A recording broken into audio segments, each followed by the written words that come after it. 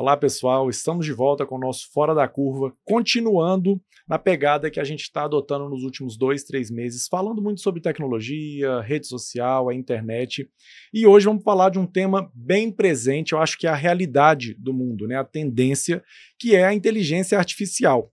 Para falar isso, eu trouxe 3 convidados, que um eu nem vou apresentar, já é meu amigo, já é, né, não é nem visita mais, já é âncora desse programa, Amarílio Campos, nem vai precisar de apresentação hoje. E outras 2 referências, 2 profissionais que trabalham diretamente com a inteligência, com a construção, com a elaboração e com o efeito da inteligência artificial na sociedade.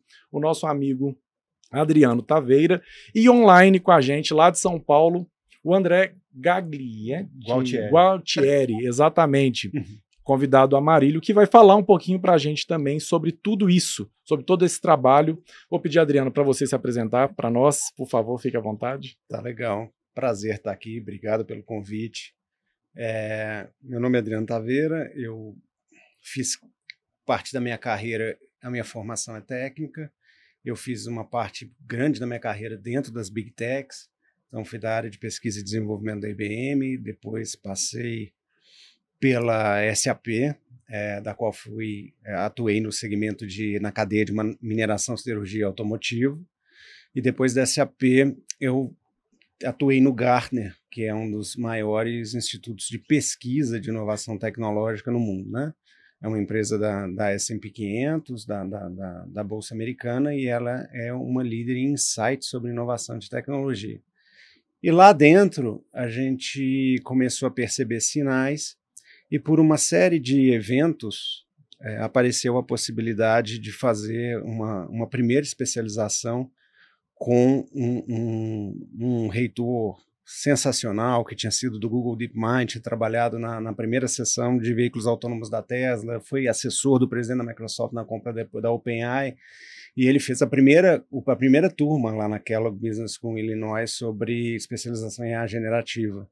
E aí apareceu um pouco a possibilidade, fomos fazer o curso, porque a gente já tinha uma visão da capacidade transformadora que essa tecnologia tinha, e do trabalho de conclusão desse curso surgiu propostas de aplicação prática da IA, que geraram a tese por trás do que hoje é a empresa Case AI.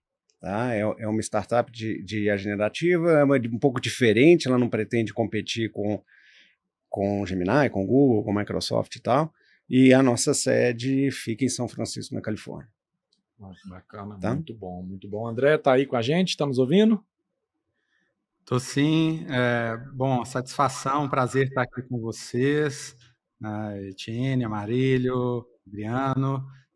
Eu sou fundador da Tecnoethics, que é a Escola de Ética da Tecnologia. Então, eu venho da área jurídica, sou advogado, e tenho uma formação em filosofia do direito. Então, eu tenho mestrado e doutorado em filosofia do direito pela USP e pela PUC, aqui em São Paulo. Sou de Belo Horizonte, mas estou em São Paulo tem cerca de 20 anos.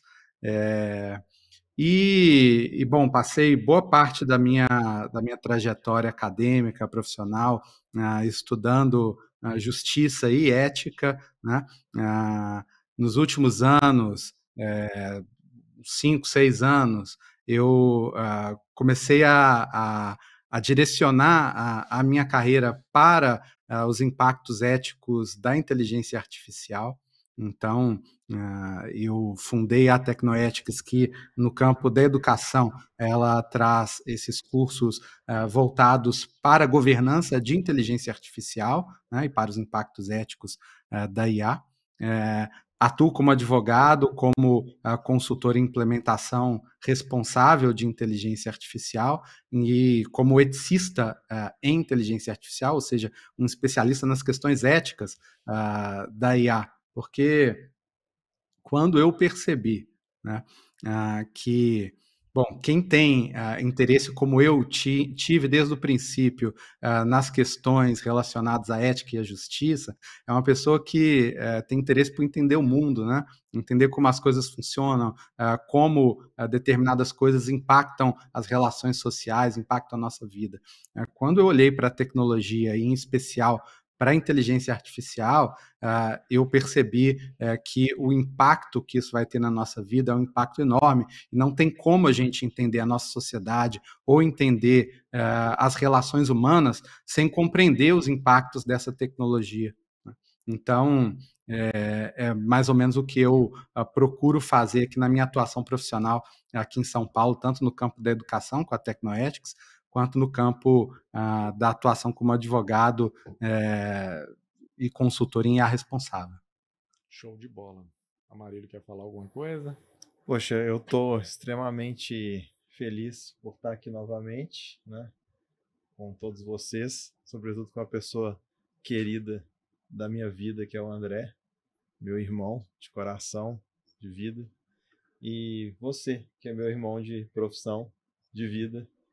E obrigado mais uma vez por estar aqui.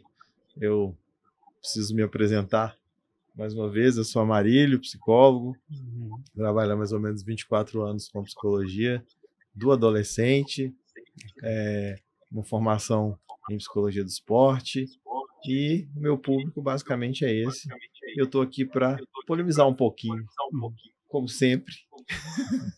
A gente vem para isso aí. Show de bola. Mas é uma polêmica legal, uma polêmica educativa, uma polêmica construtiva. Show de bola. Então acho que a gente está bem arregimentado aqui de pessoas, de profissionais para falar sobre isso. E vou começar com você, Adriano. Conta, você é um profissional de dentro, né? Eu acho que você ajudou a construir tudo isso que a gente está vendo hoje, ou participou e sabe muito. Conta pra gente, cara, a motivação, a visão, qual era a proposta inicial e o que se percebe de, nós vamos revolucionar a sociedade. Isso tem esse entendimento, tem esse conhecimento. Como que é esse processo? E esse ponto de partida é muito importante. Não vamos destacar a IA do contexto, porque ela só existe em função do contexto do que a gente está vivendo como sociedade, do que a gente está vivendo como mercado. Uma das coisas que eu aprendi, e depois da escola técnica, de formação técnica, eu fui fazer especialização em gestão, porque a macroeconomia, no mercado de capitais, no mercado financeiro, ela é que tem uma força, não vou dizer que tem uma força exclusiva, mas ela é muito influente nas transformações que nós vivemos como cidadãos. Então, assim, a gente precisa analisar esse conceito de uma tecnologia que seja cada vez mais próxima do ser humano, que se comunique com o ser humano, e aí o ponto do dedo da conexão de Deus com o homem aconteceu quando eles conseguiram perceber, eles conseguiram ensinar para um algoritmo, e eles conseguiram, pesquisando, descobrir que todo idioma humano, árabe, português, inglês, espanhol, alemão, russo, ele pode ser decodificado na mesma representação matemática. Foi aí que houve a grande descoberta que permitiu o desenvolvimento da linguagem natural. Por quê? Porque os computadores são enormes calculadoras. Mas a gente tinha linguagem de programação, você sabe Java, você sabe C++, PHP, etc., o que era? Era simplesmente uma forma de abstrair a sua conexão, uma forma de você falar uma linguagem que a máquina entende. Mas a partir do momento que esses pesquisadores conseguiram descobrir que existe uma representação do idioma humano matemática precisa, esses dois mundos foram unidos. A partir desse momento, o computador é capaz de receber qualquer input em linguagem natural, decodificar. A database desses é uma database numérica, ela gera uma equação de resposta, essa equação de resposta é convertida em qualquer idioma que o usuário estiver conversando. Então, isso quebrou-se um isolamento de comunicação que existia entre a tecnologia e o ser humano. Agora, isso não surgiu, essas pessoas, esses laboratórios, eles não pesquisaram isso pela mera curiosidade científica. Isso foi encomendado. isso foi encomendado há mais de 15 anos atrás, por duas forças que são extremamente relevantes da gente considerar. O Elon Musk, ele é muito vocal quando ele é muito polêmico, né? Mas ele é bastante vocal quando ele fala o seguinte: não existirão pessoas suficientes no mundo. Já viu que ele falou isso várias vezes? A maior ameaça para a humanidade é que não existirão pessoas suficientes, não haverão pessoas suficientes. Porque o ritmo com que a taxa de natalidade está caindo no mundo inteiro, ela está caindo numa equação já muito abaixo do suporte de qualquer sistema previdenciário que você puder imaginar. Então você tem uma queda abrupta da população. E aí, quando a gente está falando no mundo dos negócios, quando nós estamos falando de fundos de investimento, que são os fundos que têm a maior participação nas Big Techs, 5 fundos sozinhos têm quase 50% do float de ações dessas Big Techs. Então eles são muito influentes, eles têm dezenas de trilhões de dólares de dinheiro de clientes para administrar. Esses caras olham 20 anos na frente. Eles colocam muito dinheiro em projetar o futuro. Então você tem um futuro que vai ter cada vez menos pessoas. E você percebe que a economia mundial está alicerçada sobre um nível de alavancagem maior do que a crise do subprime em 2008 e quase equivalente à crise de 29. A única coisa que os bancos centrais aprenderam é empurrar isso com a barriga, mas hoje a gente tem uma força colidindo muito grande. Você pegar o mercado de ações dos Estados Unidos nos últimos 10 anos, você vai falar: a economia americana está ótima. Não está ótima, não. Ela está muito ruim. Por quê? Porque a dívida pública americana ultrapassou 37 trilhões de dólares esse mês. Eles já gastam mais com juros da dívida do que eles gastam com defesa.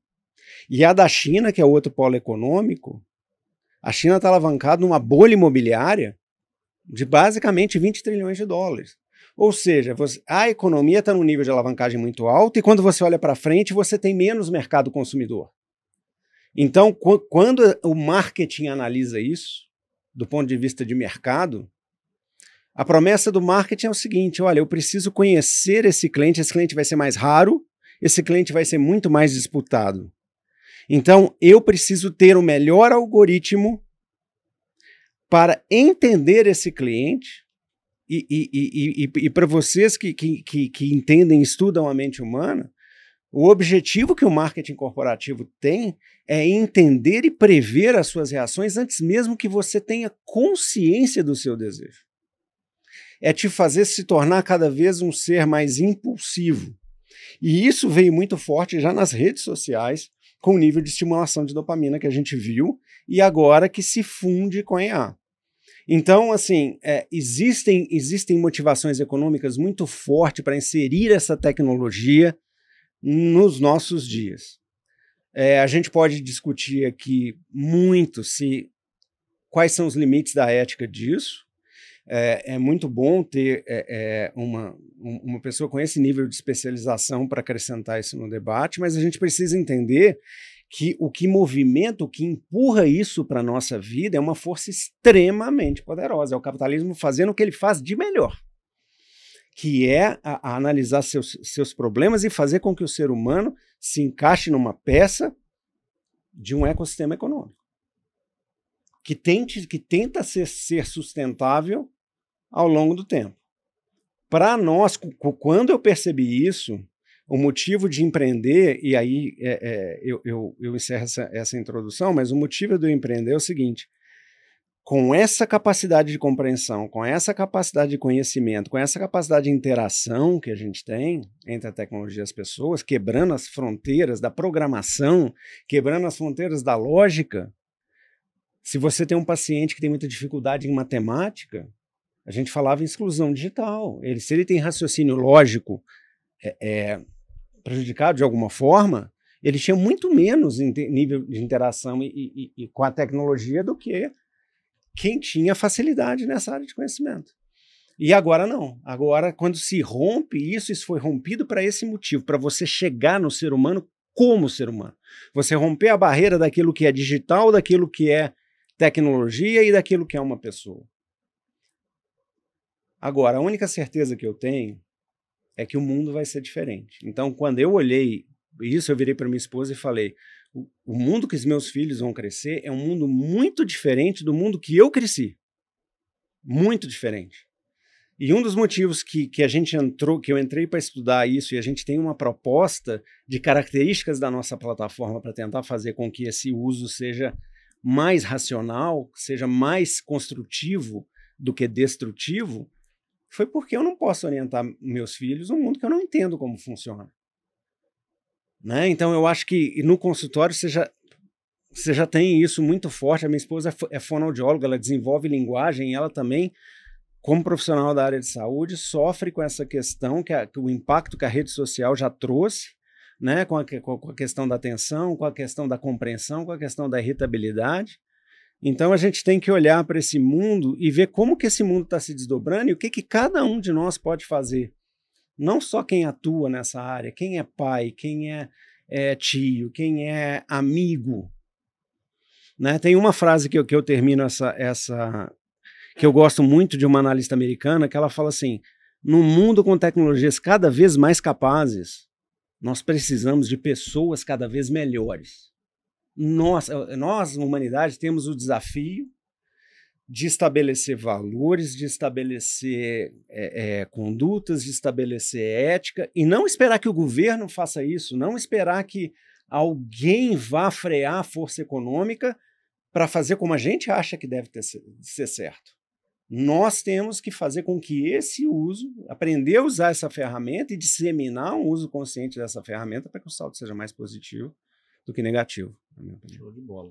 Fazendo um gancho com o que você colocou e com aquilo que o André vai trazer para a gente também sobre essa questão ética, a IA vem com uma série de benefícios. Ninguém vai falar, como você colocou para a gente, sobre esse interesse mercadológico, esse interesse econômico. Então ela traz a facilidade, a praticidade, os acessos à informação. Produtividade, que hoje nós somos mais produtivos, mas o desgaste e a consequência disso a gente está colhendo aí todos os dias. E aí eu pergunto para o André, que vem com essa questão da ética da IA, né? Como que você enxerga tudo isso que foi colocado até aqui, André? Eu achei muito interessante essa temática que o Adriano trouxe e esse link que ele fez com os motivos econômicos, né, e como a IA está inserida em todas essas questões. E como vocês lembraram bem, a questão da produtividade é um ponto importante, é um ponto-chave. Né? Agora, tem ainda muita coisa que, enfim, demanda mais pesquisa, né, na minha opinião, porque eu que acompanho assim 24 horas por dia quase o tema dos impactos, né, a gente encontra versões, relatórios, opiniões, pontos de vista e, francamente, a coisa se desenvolve tão rápido que, às vezes, eu fico com a impressão de que a gente precisa parar um pouco e tentar consolidar as coisas, né? Então, assim, por exemplo, né, há algum tempo atrás, o Elon Musk, que o próprio Adriano citou, e outros vieram com a proposta: olha, vamos parar o desenvolvimento dos modelos de IA. Né? Agora, recentemente, nos Estados Unidos, veio outra proposta assim: olha, vamos pausar por 10 anos as iniciativas de legislação nos estados em relação à IA, nos estados americanos. Né?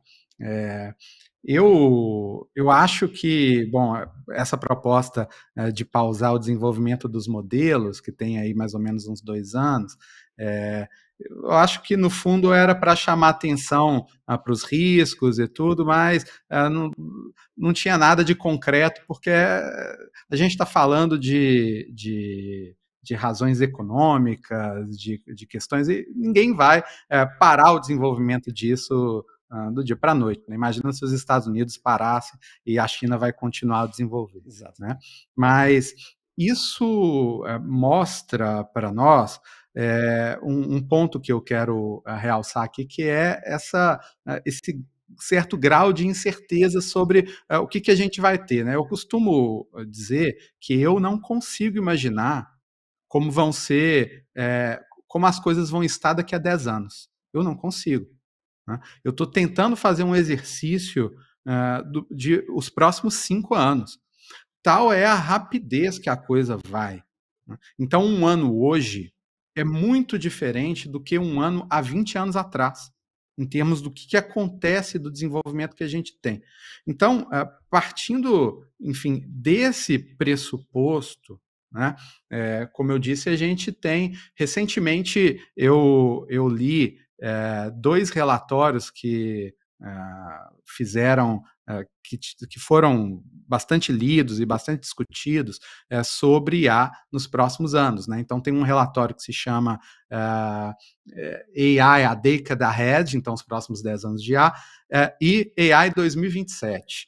Né? Esses relatórios traçam cenários assim impressionantes do ponto de vista da produtividade, do ganho que a gente pode ter e dos riscos que podem surgir. Né? O AI 2027, por exemplo, que foi produzido por gente que já atuou no desenvolvimento desses modelos na OpenAI, vários cientistas importantes, trazem a possibilidade do surgimento da tal AGI, né? A inteligência artificial geral, né? Que vai ser capaz de produzir, inclusive, outras máquinas inteligentes, enfim. A gente começa a entrar aqui para um campo da ficção científica, né?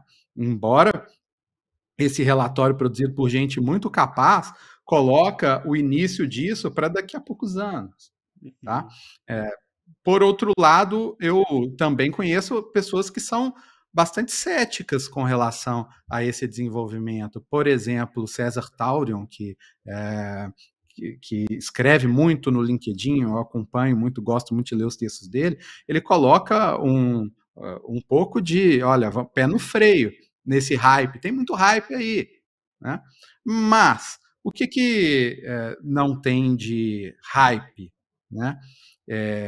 Como o Adriano apontou, e eu acho também que o ganho em matéria de produtividade é uma coisa considerável.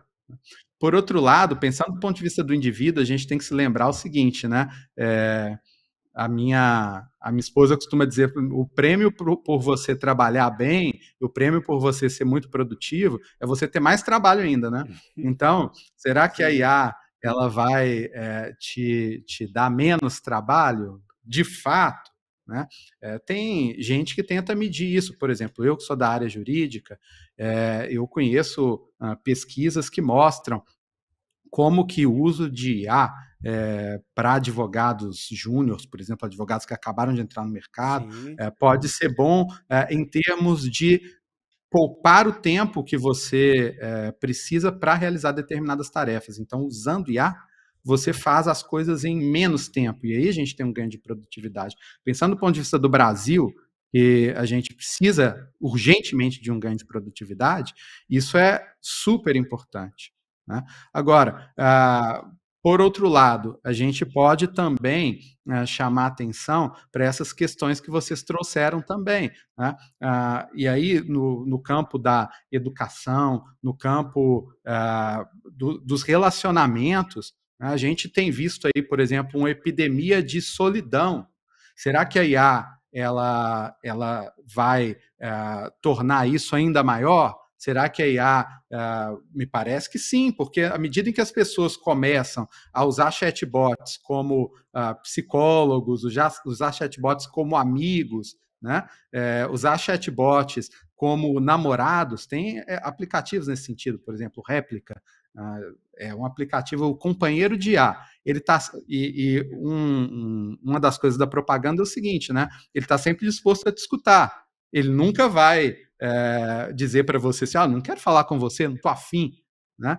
Então, em que medida isso estimula, vamos dizer assim, o solipsismo? Né? A pessoa ela está dentro apenas das próprias questões, né? Apenas dentro do próprio mundo. Esses sistemas de IA, eles são pensados, muitas vezes, para concordar e agradar ao usuário, né? Então, algum tempo atrás, eu coloquei no meu LinkedIn uma pesquisa, uma enquetezinha nos stories, e foi muito legal ver o resultado, né? Eu perguntei assim, olha, você prefere um psicólogo humano ou um psicólogo de IA, né? E eu prefiro um psicólogo humano, ganhou de lavada, né? Eu faço terapia há muitos anos e eu posso dizer também, eu prefiro um psicólogo humano.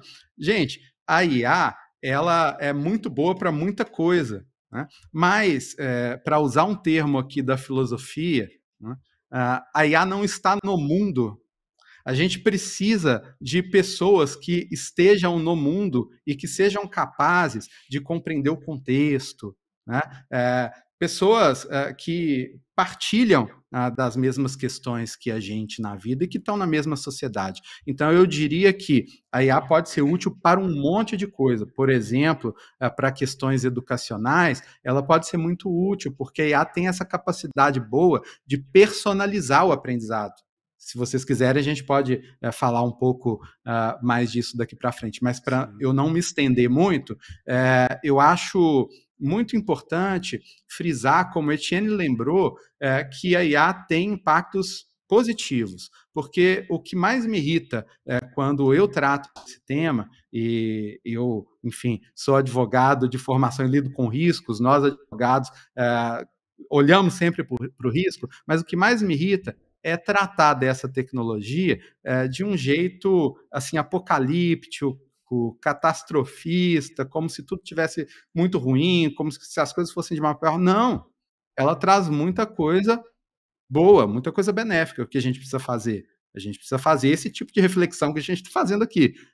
Em que medida a gente deve utilizar a IA, em que medida a gente não deve utilizar, o que a gente pode e o que a gente não pode fazer.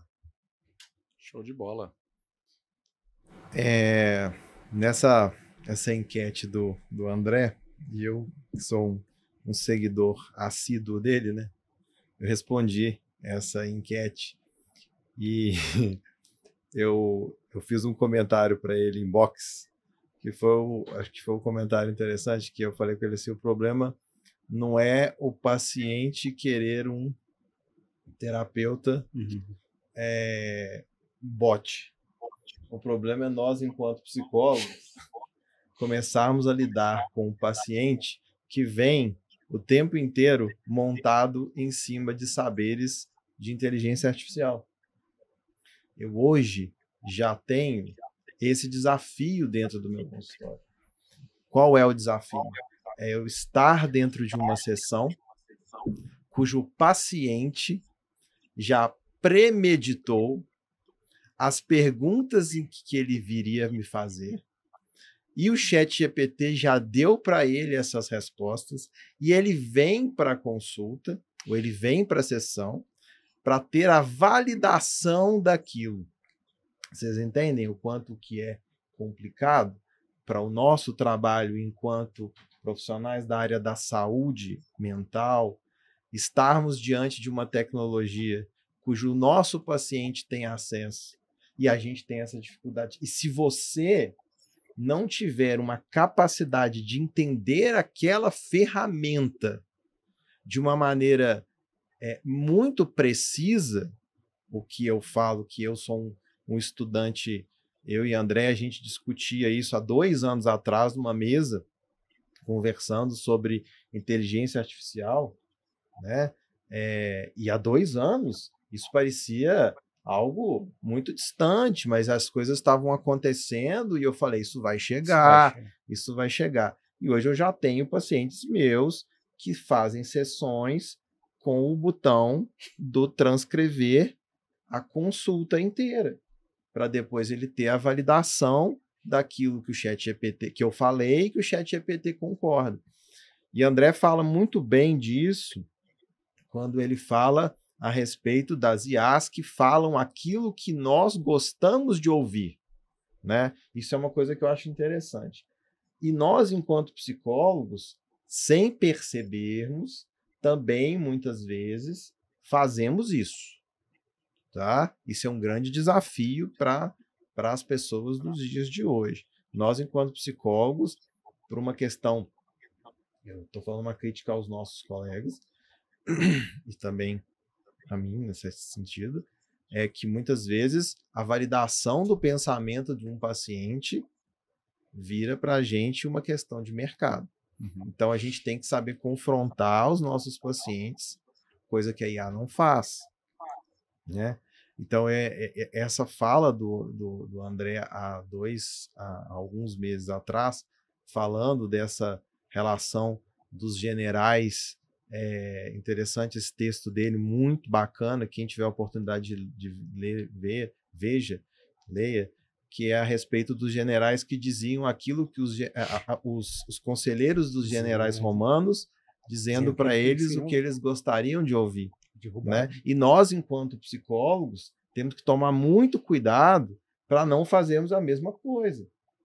Né? Então, assim, a pergunta que eu deixo para você e para o Adriano é basicamente isso. Enquanto vocês, como promotores da IA no mundo, né, desenvolvedores de um pensamento sobre isso, você foi muito preciso ao falar. A gente vai ter uma crise, a gente está tendo uma crise populacional. Se a gente está tendo uma crise populacional, uma diminuição de pessoas, e a gente tem um grande outro problema, a gente tem também um declínio de uma educação formal que vai gerar o quê? Né? Porque se a população diminui e a educação tem uma crise, e a capacitação. Quem seriam as pessoas, quais são as pessoas que assumirão os cargos gerenciais e capazes de lidar com essas inteligências? Esse é o meu grande receio. Por quê? Porque essas pessoas que estão vivendo essa situação hoje, elas prospectam 5, 10, 20. Mas a gente tem que pensar que a gente tem que prospectar 5, 10 e 20 a nossa capacidade intelectual de entender essas tecnologias. Porque hoje a gente já sabe muito bem que muito obrigado, ChatGPT, bom dia, ChatGPT, não faz com que ele vá gostar de você. E a gente sabe que também existem estudos que dizem que as pessoas temem esse tipo de não dar bom dia, boa tarde, boa noite para o ChatGPT, por medo de que algum dia ele possa tomar controle e venha pensar. Ou seja, o nível de informação dessas pessoas está caindo. O nível de crítica acerca das inteligências está caindo. A gente está aceitando as coisas como elas são, como verdades absolutas. Isso. E aí? Isso. Né? Essa é a pergunta que eu faço para vocês. Como é que é isso? Lidar com aquilo como verdades absolutas? Exatamente. Olha, e você tocou num ponto que foi exatamente uma das discussões centrais que a gente teve, que eu tive a oportunidade de ter lá em Kellogg, porque além de engenheiro, ele tem uma formação em filosofia humana, etc.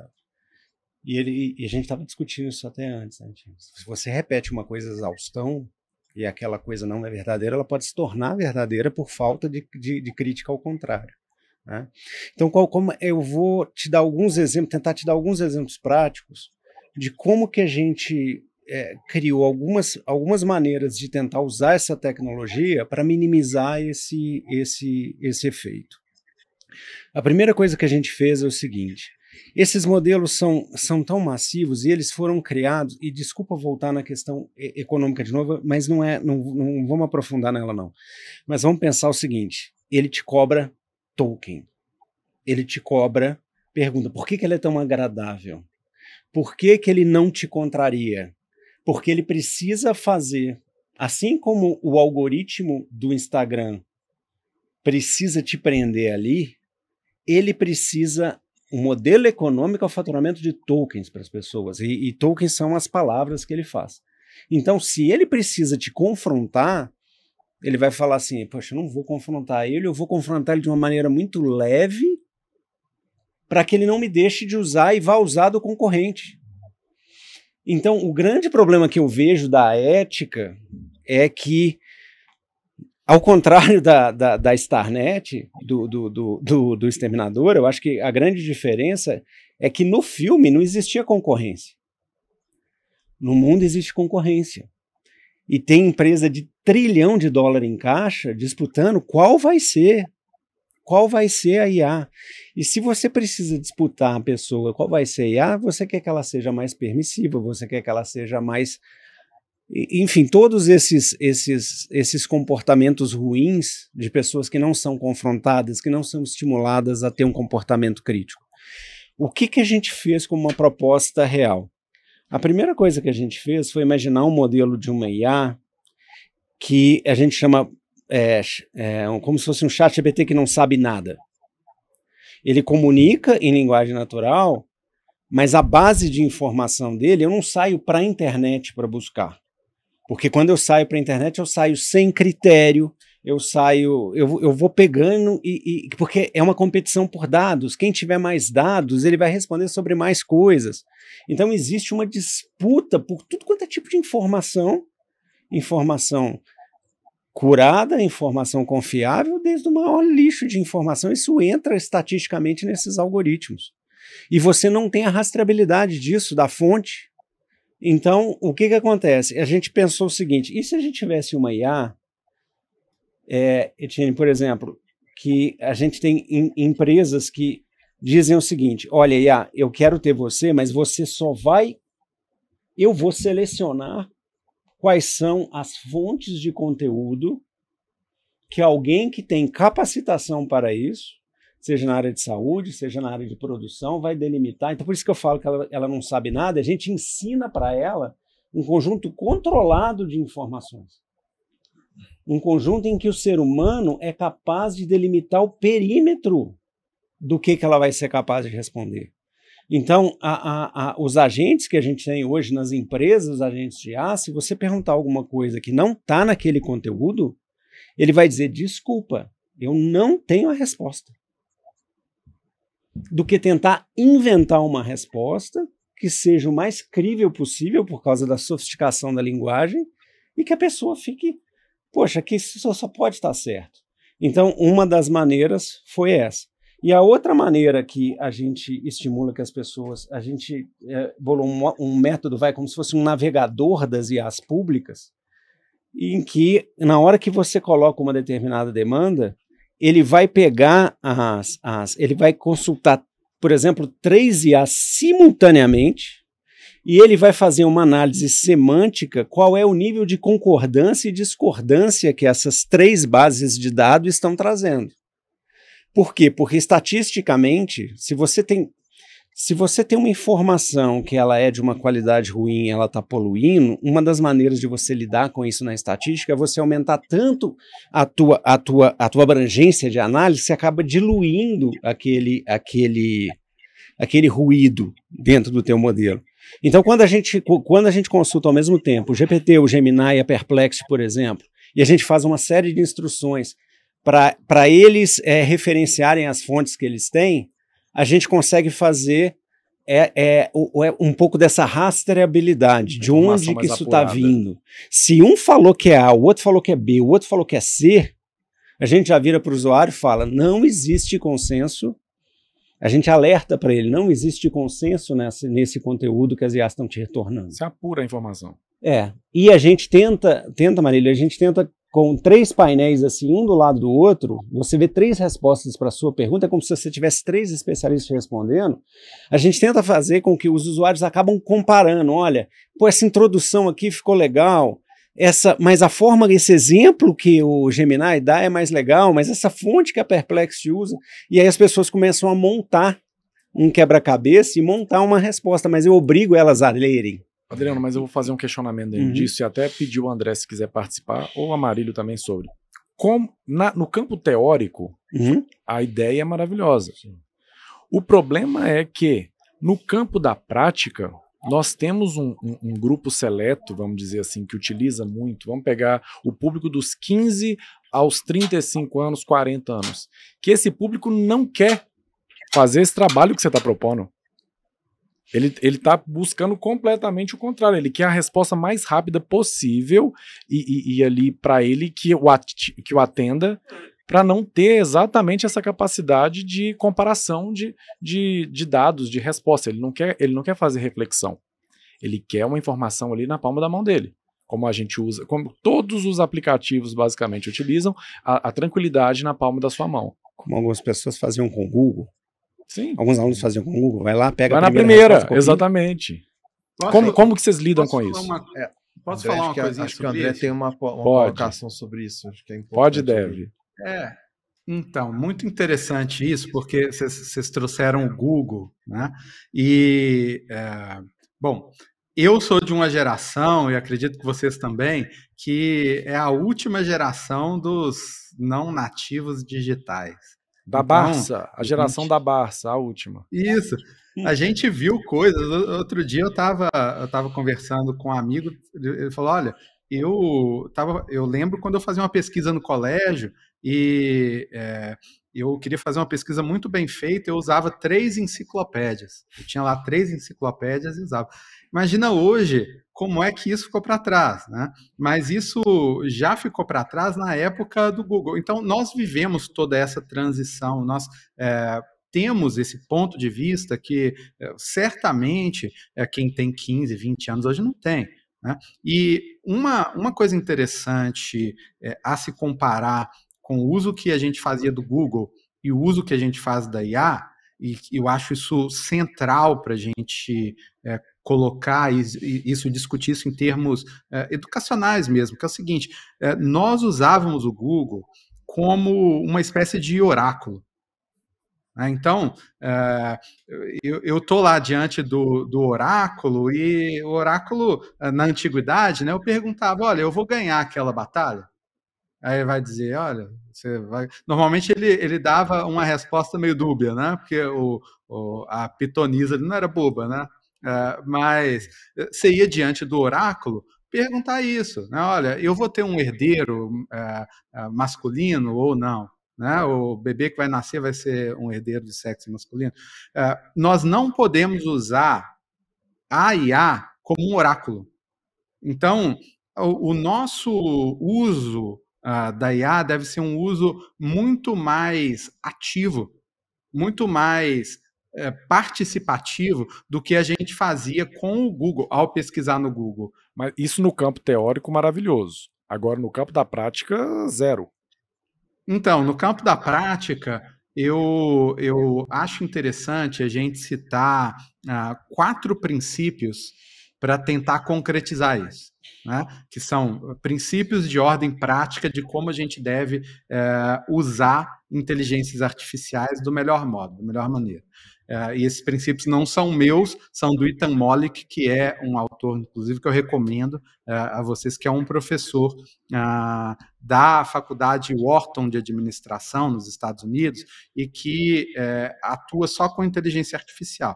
Então, esses 4 princípios, para mim, são muito úteis. Bom, o primeiro é o seguinte, você deve convidar a IA para a mesa. O que significa isso? Você deve experimentar a IA. Você não deve usá-la, portanto, como um oráculo, porque não existe manual de instruções para uma inteligência artificial. A gente está acostumado, a gente comprava um eletrodoméstico, né? A gente vem na caixa com um manual de instruções. A minha mãe sempre dizia para mim, lê o manual antes de usar, hein? A IA não tem manual de instruções, porque à medida que a gente vai utilizando, a gente vai descobrindo outras funcionalidades nela. Isso aconteceu, acho que com todo mundo aqui que Sim. passou a utilizar IA, né? Então, esse é o primeiro princípio. O segundo princípio é trate a IA como uma pessoa. Por mais estranho que pareça, tratar a IA como uma pessoa vai significar que por questões, enfim, da tecnologia, por questões do modo como o modelo funciona, ela vai te dar respostas melhores. Então, o que significa tratar a IA como pessoa? Por exemplo, se eu estou pedindo para a IA produzir um conteúdo de marketing para mim, eu digo para ela, olha, haja como o meu assessor de marketing, né?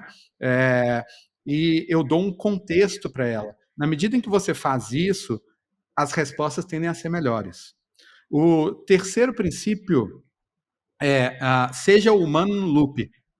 Ou seja, não transfira responsabilidades que são suas para a IA. Então, isso exige pensamento crítico. Na medida em que você recebe uma resposta, o que você precisa fazer?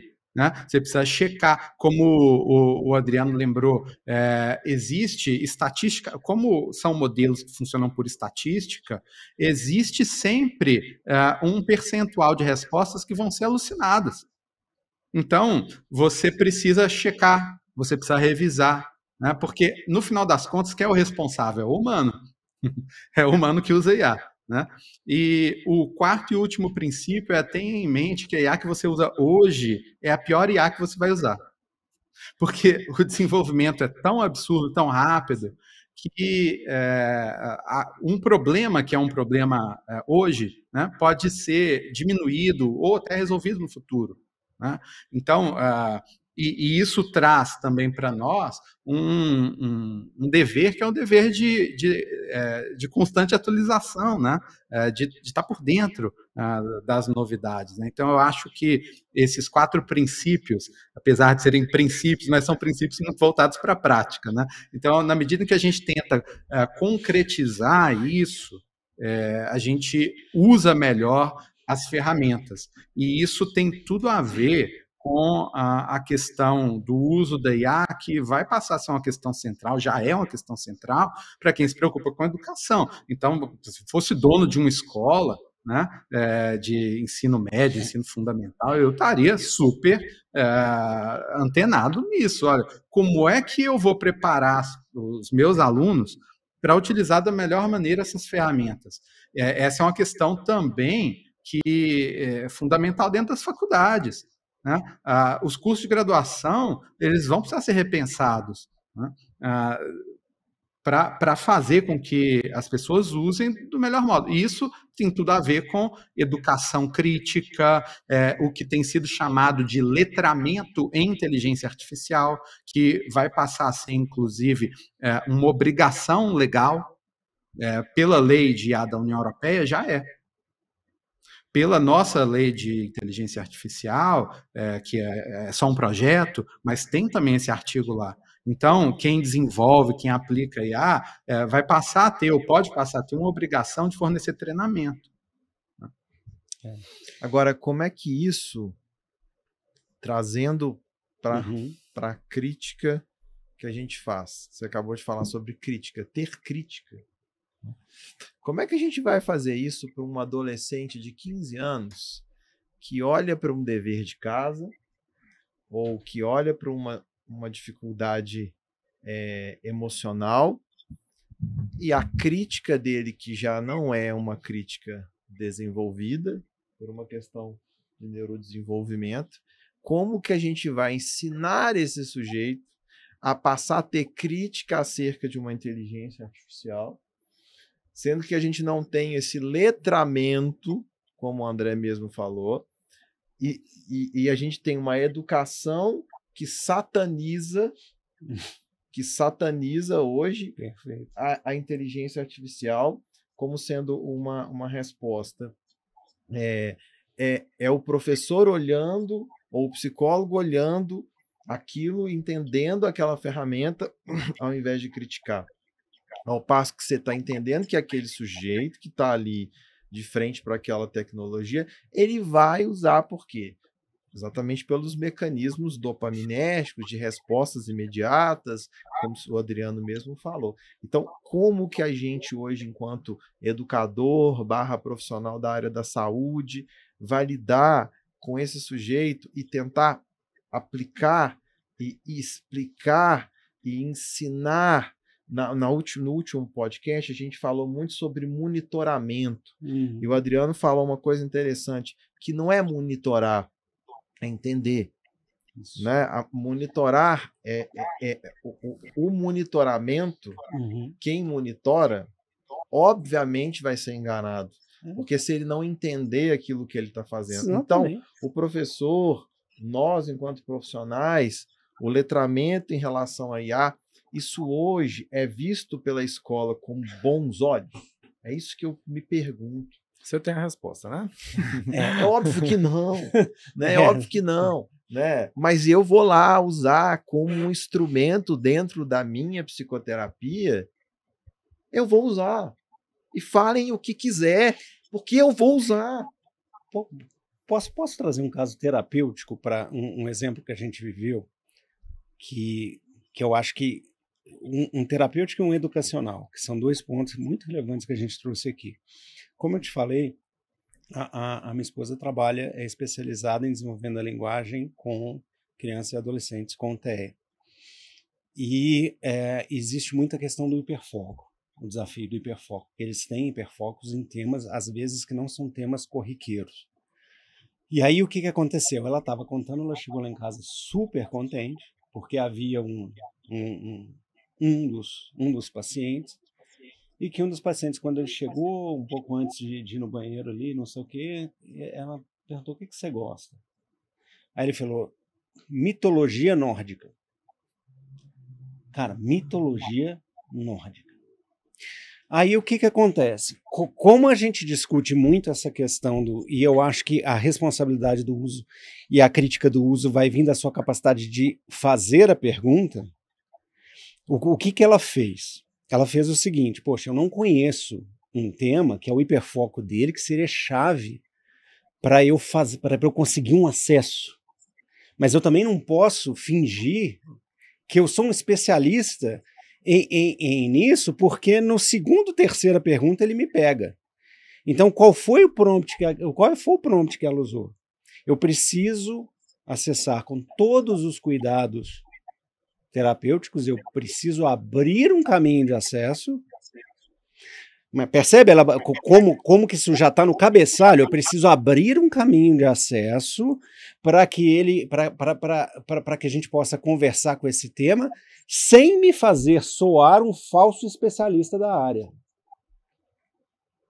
Puto, o resultado foi fantástico, porque o objetivo era que ele entendesse um esforço do terapeuta de se adaptar àquela realidade, mas sem ela também assumir uma postura de que não lhe cabe, que ela não é um especialista em cultura nórdica. E uma outra coisa que aconteceu com a minha família, eu falo que a minha família é um laboratório ambulante de uso de IA. O professor de geografia virou para a sala, isso é primeiro ano, e falou assim: eu quero que vocês escrevam sobre a nova Guerra Fria. E eles estavam falando sobre... ele queria se referir à nova Guerra Fria como a guerra na Ucrânia por procuração, né? Só que o que aconteceu? Quando veio para casa, ele falou assim, eu não vi ele falar assim, não vai pensar, não vai usar, mas ele colocou começo Guerra Fria. Eu falei: não, você não vai fazer isso não. Você não vai fazer isso não. Essa resposta não nos interessa. O que você quer saber? Então eu quero saber se o ponto era qual era o início. Então, aí o acesso dele já foi baseado na evolução geopolítica dos últimos 10 anos. Quais são os elementos que podem dar indícios do início da Guerra Fria? E aí qual foi a resposta? Não foi a guerra na Ucrânia.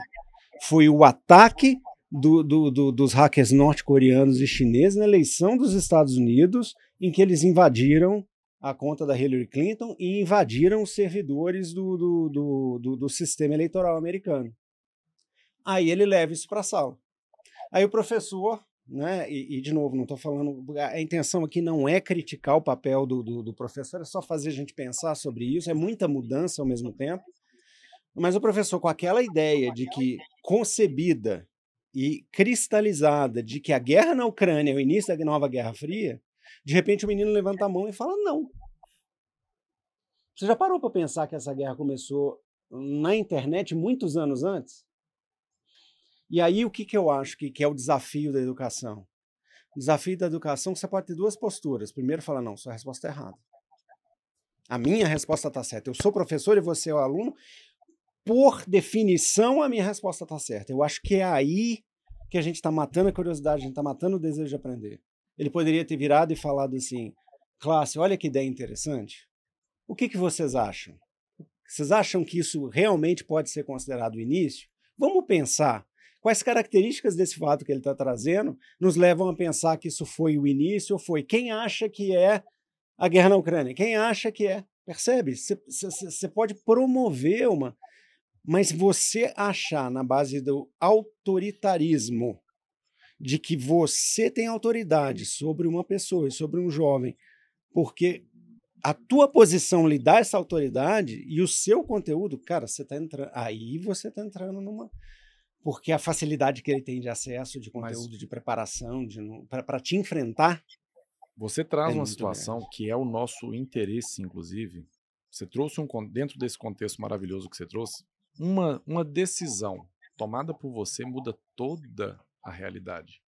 Porque aí você vai no princípio da educação. Sim. Seu filho estava jogando lá uma pergunta, que beleza, e corroboro aqui com o que o Amarílio fala, com que todos vocês, mas vou me colocar aqui à disposição até para algumas críticas, que nós não estamos aqui com o interesse de demonizar a inteligência artificial, mas você como pai, o que você fez? Utilizou dela para gerar nele o repertório da reflexão.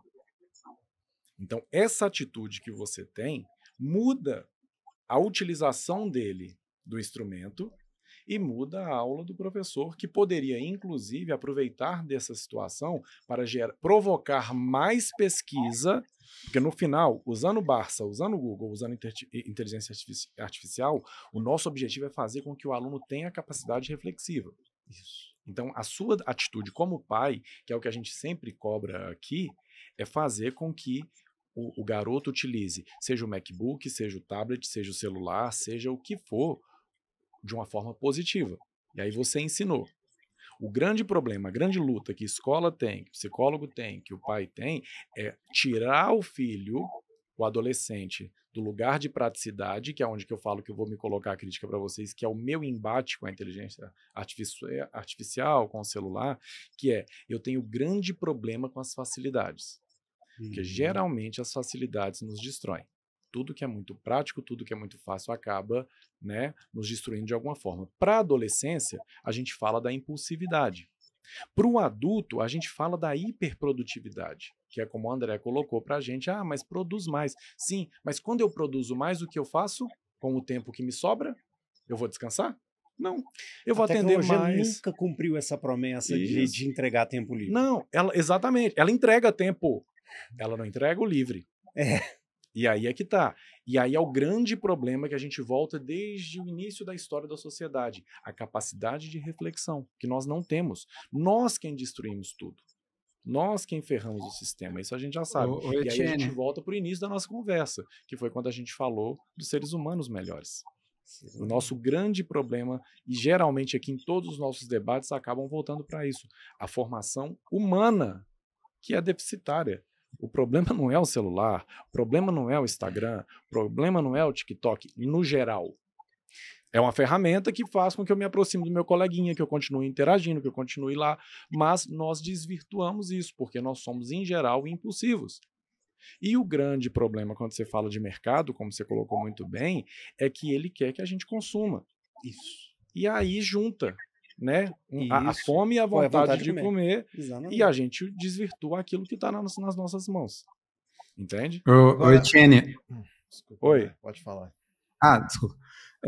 Não, achei super interessante o rumo que essa conversa tomou. Eu não poderia concordar mais com isso que vocês estão dizendo. E falando de tecnologia de modo geral, e, portanto, isso vale para a inteligência artificial, você começou perguntando, né, o Marílio também trouxe, né, por que como é que a gente trata isso no contexto de um adolescente de 15 anos, né? Idade complicada, né? Não é uma idade fácil. Mas eu diria que para a inteligência artificial e para a tecnologia de modo geral, né? Claro que lembrando que tem uma função aí que cabe à família e uma função que cabe à escola, né? Não tem como você dizer que fomentar esse tipo de pensamento crítico que a gente está discutindo aqui, que vai caber só a família, só a escola, vai precisar ser um esforço conjunto. Mas eu acho muito importante entender, que as pessoas entendam, de modo geral, que essas tecnologias não são mágica, não são magia. Tá? Tem uma frase que eu gosto muito, que é a seguinte: olha, toda tecnologia bem sucedida passa a ser vista pelas pessoas como magia. E quando eu vejo algo como magia, eu não critico, eu não coloco em questão. Então, por isso, o ressurgimento da filosofia e por exemplo, essas coisas que o Adriano estava trazendo, eu estava pensando aqui, bom, isso tem um espaço muito interessante para o diálogo socrático como postura ali do professor, do educador, né? É isso, né? É essa postura. E não é à toa que a gente está vendo um ressurgimento, portanto, da filosofia, do interesse pela filosofia, não só nesses campos, mas no mundo corporativo, CEOs, porque a inteligência artificial ela traz essa necessidade, né? Então, se a gente encara as coisas desse ponto de vista, olha, vamos tentar criticar, vamos tentar refletir sobre, né? Eu acho que as coisas elas tendem a caminhar melhor, né? Mas não tem bala de prata. Show de bola. Gente, infelizmente eu vou ter que encerrar esse bate-papo, que tá uma delícia, e eu passaria mais horas aqui. E eu até já os convido para a gente continuar. Nosso editor, né, o nosso diretor de produção, com certeza vai solicitar isso aí, o Lorenzo. Mas vou precisar encerrar. Vou pedir para vocês fazerem uma consideração final sobre tudo que foi colocado, o que vocês quiserem colocar para o público, né, para as famílias que nos assistem, aquilo que condensar o seu pensamento daquilo que foi colocado aqui. Vou pedir para você começar para a gente, Adriano. Primeiro eu queria agradecer de novo a oportunidade, agradecer os colegas pelo debate. Eu acho que isso é muito importante, a gente olhar isso de uma visão plural, de uma visão multidisciplinar, e ponderar sobre. O único ponto que eu acho, assim, a única certeza que eu tenho a partir da minha vivência é tão simples o seguinte: o mundo vai ser muito diferente. Agora, cabe a cada um de nós pensar, tentar entender qual é o contexto das mudanças que estão vindo e o que a gente pode fazer para que o saldo dessa mudança, que é uma mudança absurdamente veloz, para a nossa capacidade humana mesmo. A gente tem dificuldade com mudança naturalmente, ainda mais num ritmo tão acelerado como está acontecendo. Então, assim, eu acho que cabe a cada um de nós, na sua área, no seu segmento, pensar assim: puxa, como é que eu posso usar esse ferramental que nenhuma geração antes de nós teve, que eu digo a que está vivendo nesse momento, como é que a gente faz para que esse salto seja positivo? E não adotando tons extremistas, ou achar que é a melhor coisa do mundo, não colocar a IA no lugar de Deus como uma entidade divina que ela não é, mas também não endemonizar, porque os extremos, a polarização dessa discussão é a pior coisa que pode acontecer. Perfeito. André? Bom, gente, assim, eu adorei a conversa, obrigado pelo convite, foi ótimo. A gente podia ficar aqui horas e horas com esse papo, muito legal.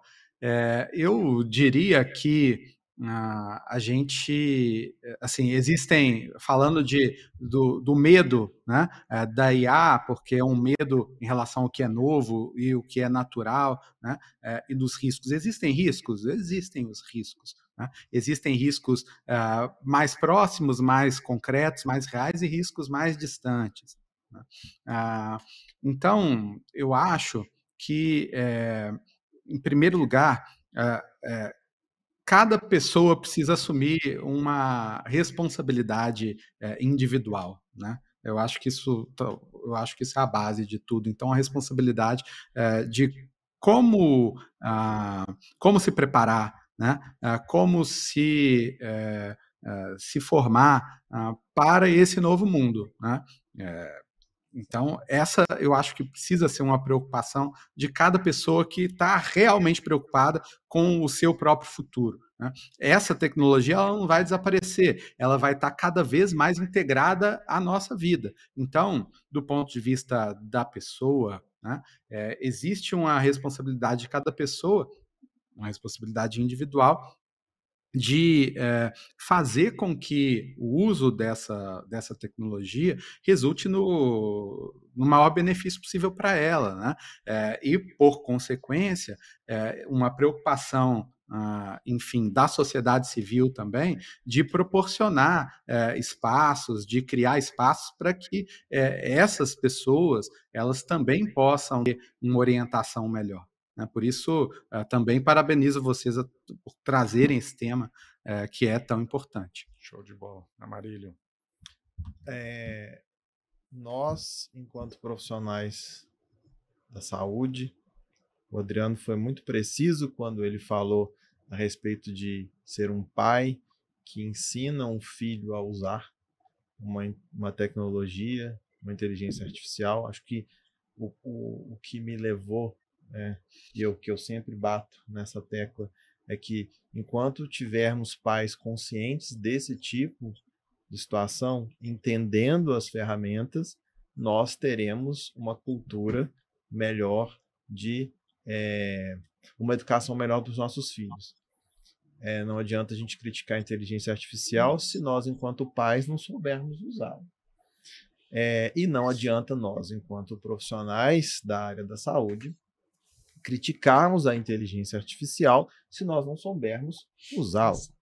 Então, eu considero que é muito fundamental nós, enquanto psicólogos, médicos, já existem críticas aí no ramo da medicina e tal, mas enquanto na psicologia também, fazermos um entendimento e uma formação constante acerca do que vem pela frente, porque nós vamos ser confrontados por essas tecnologias e nós, se não soubermos usar, aí nós vamos perder o espaço. E aí a gente vai perder o espaço por pura e simples incompetência nossa, ou por aquele ortodoxismo que nós sempre tivemos no meio da psicologia. Em algumas bases teóricas, o ortodoxismo é carregado e isso vai gerar o quê? Um afastamento desse público, que é o nosso público, desses profissionais. Aí depois não me venham dizer que aconteceu.